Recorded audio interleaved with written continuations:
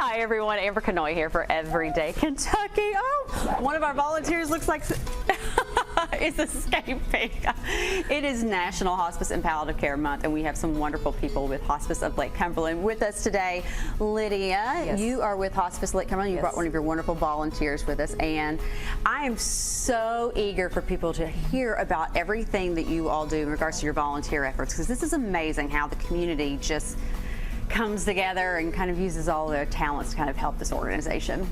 I'm primarily located on our hospice unit in Somerset, where we have a lot of volunteer support. Really couldn't do without those volunteers that do all kinds of things for our patients, our staff. One of the things that they do is come and support patients and their families by visiting, spending time talking with them. We have a wonderful volunteer, Maxine, that comes and manages our plants on our unit. Oh, wow. We could not do that because we don't have time to do that, but she comes every week and does that. She also comes and sings with our patients on the unit and blesses them with her voice.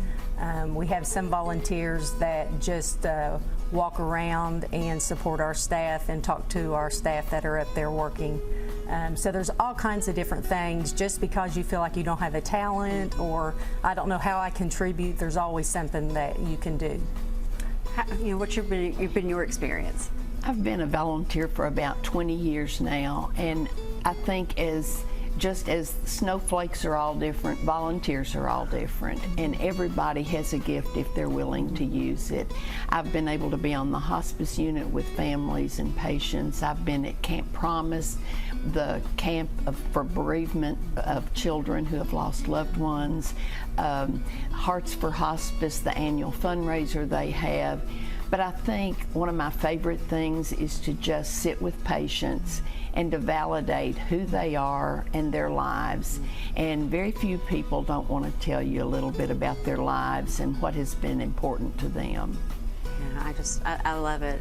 I've been hearing so many wonderful stories that come out of this organization. I mean, even we saw a little bit real quick at the beginning, Nellie, just how so many of these opportunities bring a little bit of normalcy to these people's lives, and just gives them a little bit of hope for at least that day.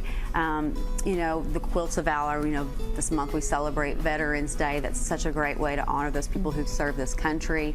And I've said it before, and if people watch and hear me enough, they know I say three things. Everybody can give one of three ways: your time, talent, and tithes. So there is always a way that somebody can help an organization like yourself. Best way, just go online, or should they call? Yeah, they can go online or call, whatever easiest for them. Michelle Whitaker is our volunteer coordinator at Hospice of Lake Cumberland. She will take time to talk to you and kind of get you started in that process of volunteering.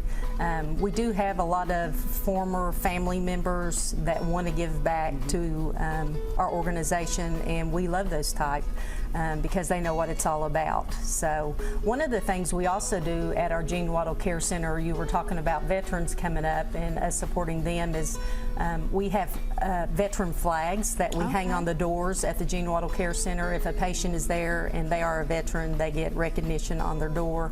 A lot of times we also have large flags that we use to represent patients in their lives as veterans. So that's very important for us to recognize that. Yeah, and I would encourage everybody to follow you all on social media. It might kind of spark some of those ideas the way that maybe you could give back. Yeah.